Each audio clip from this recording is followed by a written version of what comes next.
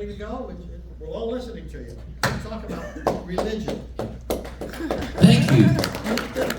Thank you so much for being here. I'm honored and privileged to be a speaker in front of all of you. I know this is Martin Luther King's birthday. We're celebrating that.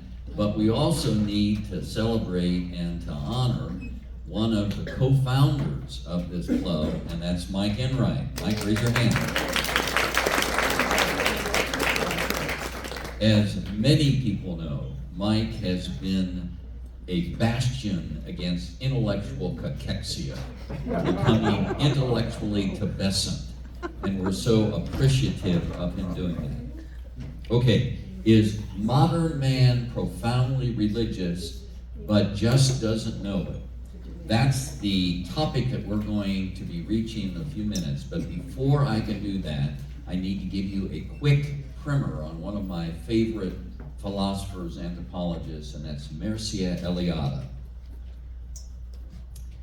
Who was Eliade? He was a preeminent comparative religion scholar of the 20th century. He believed that if you studied all religions, they shared a common feature. Each made a distinction between the sacred and the profane, and so he wrote a book about just that issue. Man's need to create the sacred and profane was deeply embedded in human nature. Accordingly, Eliade described human nature as homo religiosus. Man is inherently religious. For the sake of this presentation, in analyzing Eliade's conception of religion, we're going to study religion as it was practiced by the primitive man.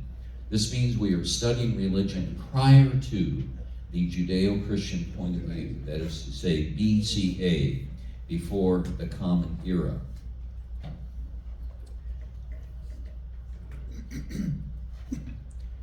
Primitive man as homo religiosus. What was Eliade's conception of human nature? Eliade contended that man has three primordial existential needs as homo religiosus. Man's need to live in an ordered universe. That's why every society has a Genesis story. That's one. Two, man's need to abolish time and to overcome his own finitude or death, and more about that in a moment. And three, man's need to live out a script wherein his life is given heroic and enduring significance. How did the primitive man meet his existential needs? Eliade's answer is through ritual and his conception of reality. Primitive man created an hourglass view of reality wherein the gods lived in the heavens above, upstairs, and man existed on earth downstairs. Primitive man sought to imitate the activity of the gods in the heavens. Any human activity that had a divine archetype was considered sacred. Any activity lacking a divine archetype was considered profane. So what did the primitive man do with these concepts relative to his meeting his existential needs? Eliade's answer, the primitive man reenacted through ritual his cosmogonic, that's Eliade's word, or Genesis story, whereby man wiped the crystal ball clean, erased his current profane reality, and recreated reality as it existed before time, clean, pristine, perfect, eternal. This is ritual on steroids. Primitive man is not pretending in this ritual, he's creating reality. So for instance, the Babylonians, their Genesis story was that the primordial God, all-powerful, who existed before time, eternal, slew the dragon of chaos. And from the dragon of chaos, the dragon's body, Marduk made the earth, from his breath, the sky, from the dragon's blood, the sea. That was the Babylonians' Genesis story. When the Babylonians, according to Eliade, reenacted that myth, that cosmogonic myth where reality is created out of chaos, the dragon of chaos. The Babylonians aren't pretending to be Marduk. They're not pretending that they're in some sort of drama play. No, not at all. They believe that they were creating reality by doing this ritual. That's why I say it's a ritual on steroids. Just think about it for a minute. And the modern mind has including mine, of course, has an extremely difficult time wrapping our mind around how the primitive man thought and his conception of reality. Imagine today if we had a ritual that erased in our experience death, suffering, tragedy, war, sickness, disease, and in enacting this ritual, it's gone. It's gone. That's what the primitive man was doing, and because our conception of reality has changed, and I'll get into that in a moment, if we had a ritual like that, it would be amazing. Okay. In summary, regarding Eliade, he talks about man's insatiable hunger to repeat over and over and over all the time his cosmogonic or Genesis story. The primitive man is obsessed to going back to the beginning. And so he wrote another book, this one here that you see, The Myth of the Eternal Return. This was the mindset of the primitive man. And by repeating this cosmogonic ritual, he met his three primordial needs. If you'll indulge me just for a moment, I want to read two paragraphs out of Eliade's books, Sacred and Profane, and The Myth of the Eternal Return, because it couldn't be said better. This is Eliade speaking. The examples that we have given could easily be multiplied. He's talking about Genesis stories, okay? But it is not our intention to exhaust the themes we encounter in this essay. We only wish to situate them in accordance with a common perspective, the need of archaic societies to regenerate themselves periodically through the annulment of time. Collective or individual, periodic or spontaneous, regeneration rites always comprise in their structure and meaning an element of regeneration through the repetition of an archetypal act, usually of the cosmogonic act. What is of chief importance to us in these archaic systems is the abolition of concrete time, and hence their profoundly anti-historical intent. Carried to their extreme, all the rites and all the behavior patterns that we have so far mentioned, again, the Genesis stories, the cosmogonic ritual, that's what he's talking about, and all the behavior patterns that we have so far mentioned would be comprised in the following statement: if we pay no attention to it, time does not exist. Time is annulled. Okay? That's the primitive man's mindset. And then just a quick paragraph from the Sacred and the Profane, which I think sums it up brilliantly. In short, for religious man of the primitive and archaic societies, the eternal repetition of paradigmatic gestures and the eternal recovery of the same mythical time of origin, sanctified by the gods, in no sense implies a pessimistic vision of life. On the contrary, for him it is by virtue of these eternal return to the sources of the sacred and the real that human existence appears to be saved from nothingness and death. So, we think of the primitive man as being simple. He was profoundly complex, and he was ingenious in creating a vision, the conception of reality that met man's primordial needs as homo religiosus. And that is the primer on Eliade. He wrote about 30 books. He was Romanian. The last 30 years of his life, he taught at the University of Chicago, taught comparative religion, and I've summed him up in 4 slides. Yeah, thank you very much. Okay. Okay, now we get to the goal of this presentation. Here's Eliade in the classroom, and we have a student denying his homo religiosus status. And this is a true story because the teacher who taught me Eliade at Howe University, George Weckman, he was this student, and he was a student of Eliade's. Isn't that interesting? Imagine an undergraduate having taken Professor Eliade's class on the primitive man's hourglass view of reality, his need to abolish time, to regenerate and to order his world, and to create a heroic script for himself as homo religiosus.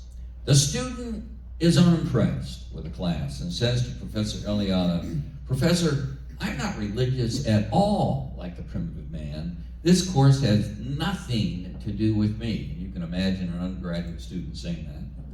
Eliade answered, again, this is a true story, "I disagree. You are profoundly religious like the primitive man, but you just don't know it." Okay. The goal of this presentation is to answer the question, what does Eliade mean by that response to the undergraduate student? Okay. All right. Before we turn specifically to answering that question, I need to give you one more concept. And because thank God it's Friday, the TGIF effect.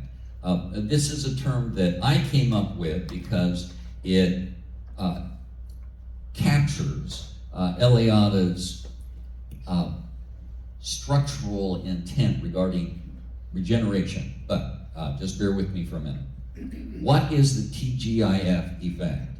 Integral to the structure of the primitive man's cosmogonic ritual was his abandoning a sclerotic order that no longer served his needs, returning reality to chaos, and then creating a new, pristine, eternal order out of that chaos. Okay, that's the cosmogonic ritual.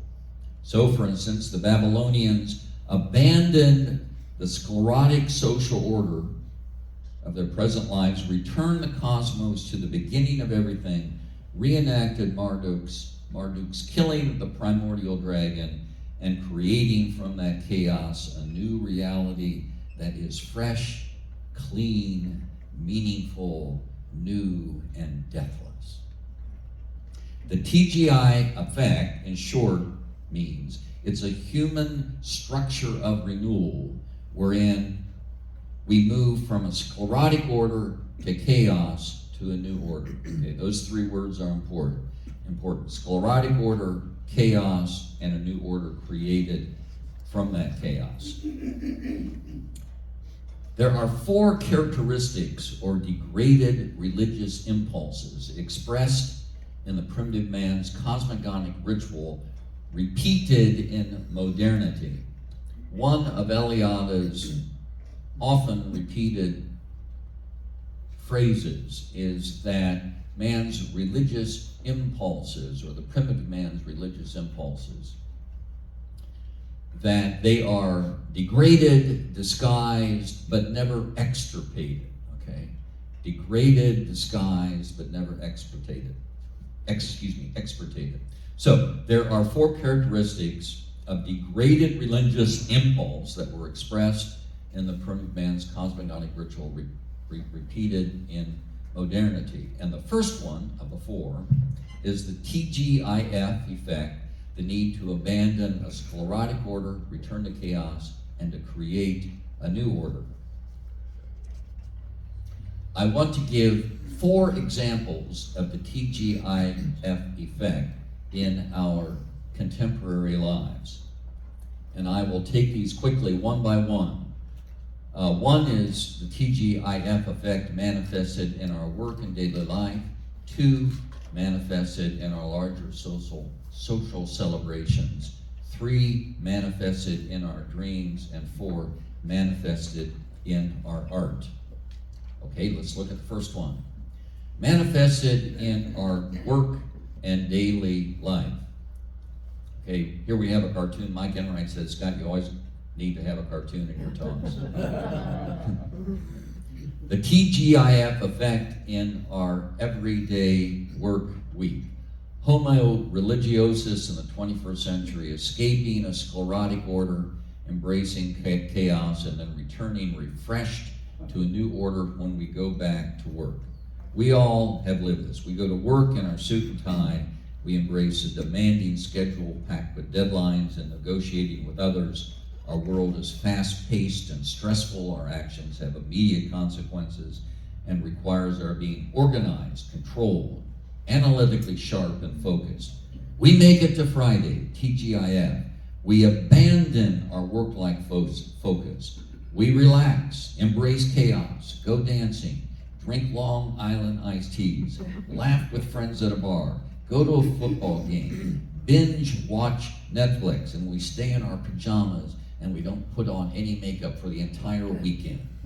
Then on Monday, we leave that chaos of the weekend. We return to work refreshed and step into a new order, focused, ready to be at the top of our game and to do our job. And let me read the slide for you here. It says, starting the one on my left, we have this character saying, boy, the weekend can't come soon enough for me. And he's in a suit and tie. He's buried in assignments. He's working at a desk with a stiff back chair. And then the second column says, I really need a break from the computer screen, okay? And the cartoon has a different point, but you get my point. And then the third cartoon, we have our character in sloppy clothes, a comfy chair, there's a pizza box, a bag of potato chips, a beer in his hand, buttery popcorn on his lap, and he's watching some mindless TV program, okay? So he goes from the stressful, structured, ordered work world to I'm sorry, Judy.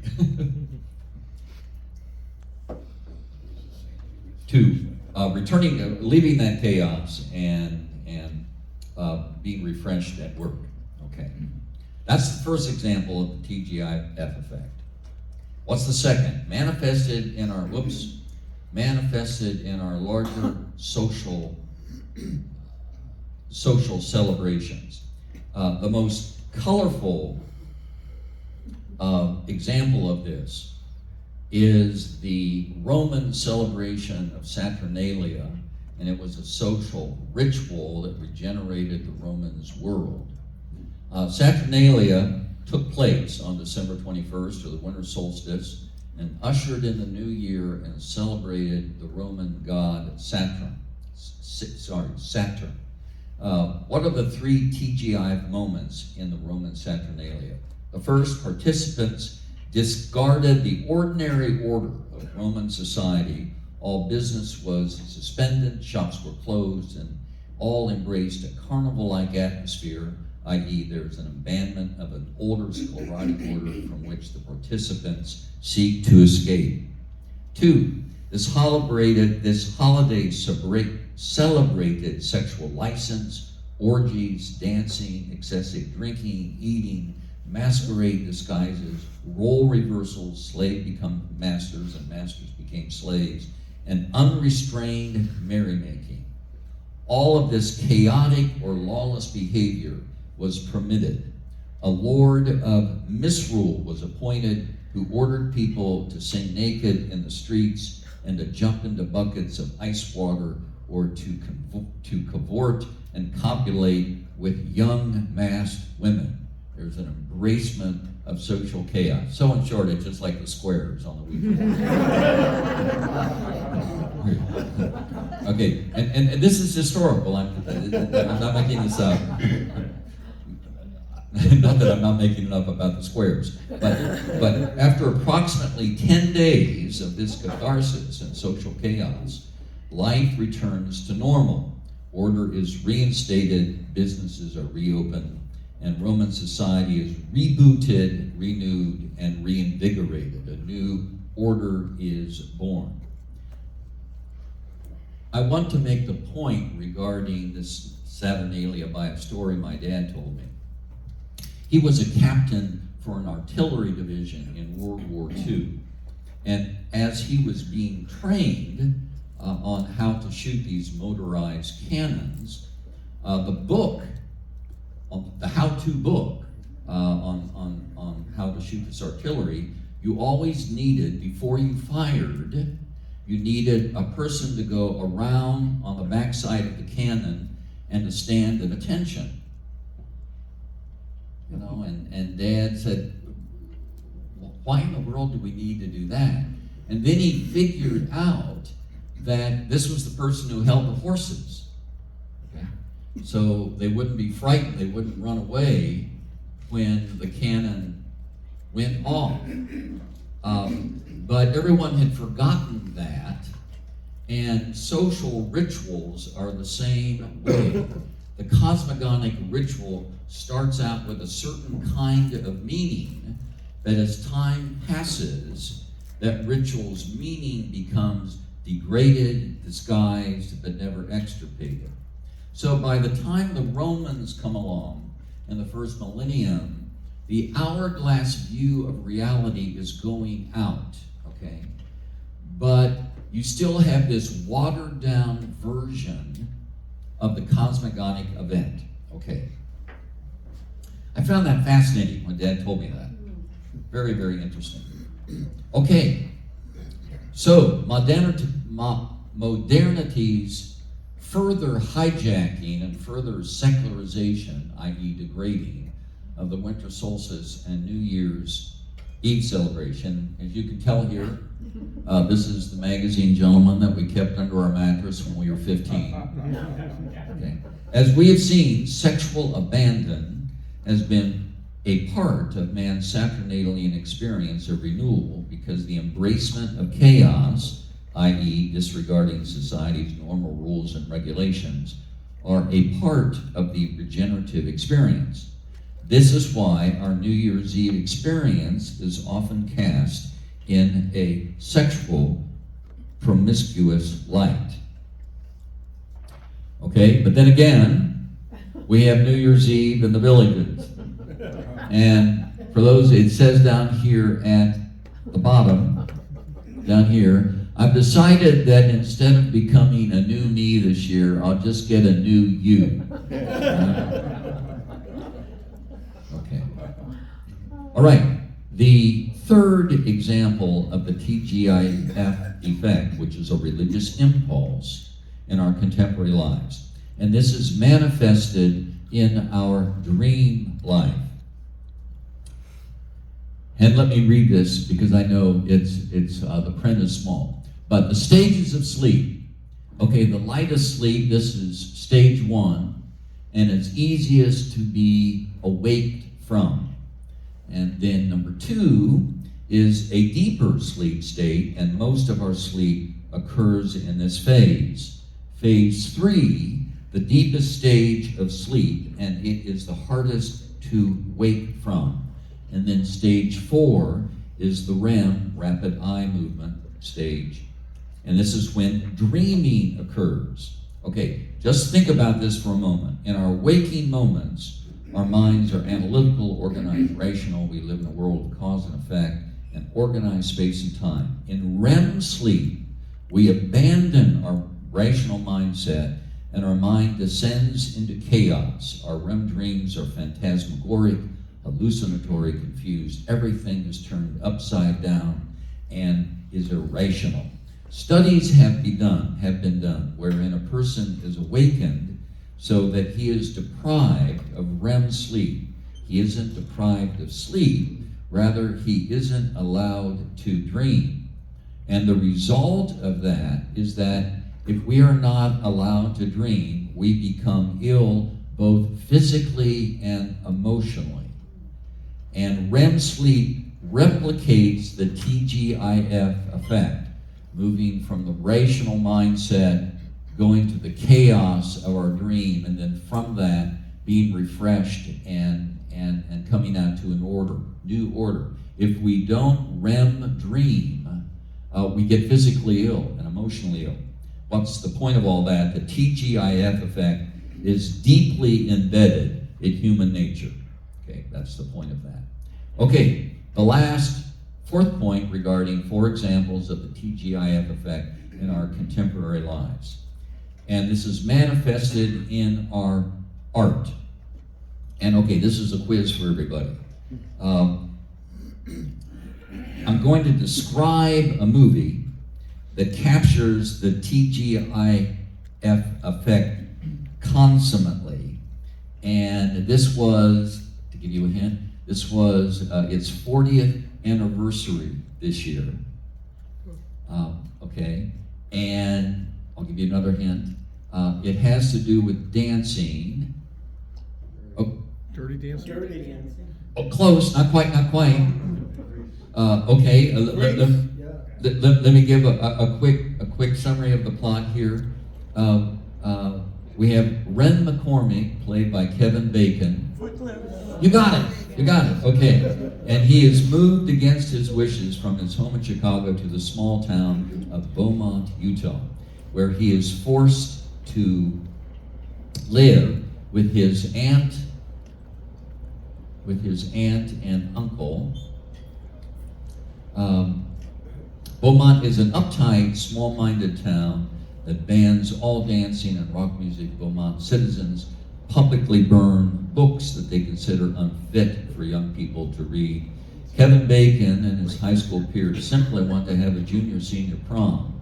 They flee the sclerotic order of their oppressive, small-minded town.